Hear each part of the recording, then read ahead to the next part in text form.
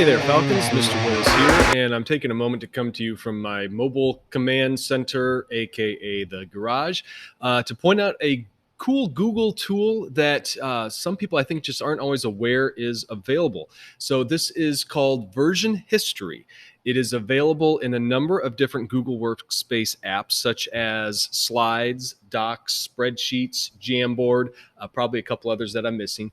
And the basic idea is this lets you see all of the work that has been done on any particular file that falls underneath one of those apps.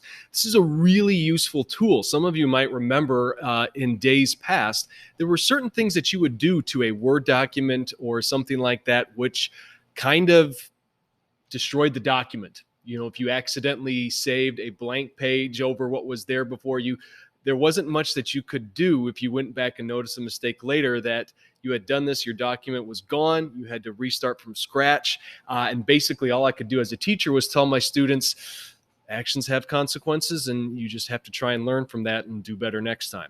Well, now things are a little different. So we're going to take a look at a Google slideshow here. It's some that I've been working on for a couple years now, because this is just to be meta here. I'm using a slideshow about making videos while I make a video.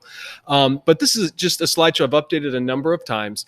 And so to check on something like this version history, what you do is just go to the File menu up at the top. And then about halfway down so here, you get version history. So I'm going to click on that and then go to See Version History. And this is going to show me basically every time that I have edited this document, going back a ways. And if I click on any of these previous edits, you will see, like you can kind of notice over on the side here, how different slides have things highlighted in green. Also, if I were to go to any of those slides, you'll see like I updated certain pictures at this point, or I updated some of my contact info this last time that I was editing that. So you can see what specific highlights were made at a certain time.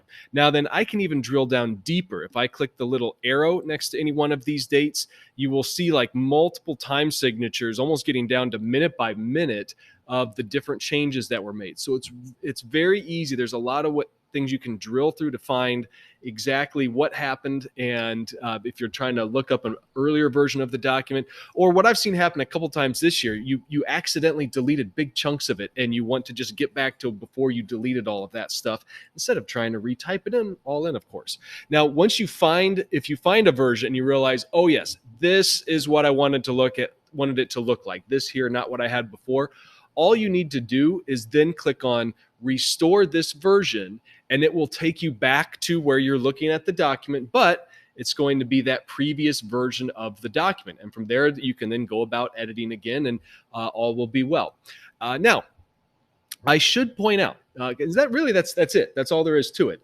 But important thing to note is when you're looking at that version history, in this particular document, I'm the only one that's edited it. So all of the edits you see have my name by it, and that's why you see the changes like highlighted in green, because it's kind of identifying me by that little green circle.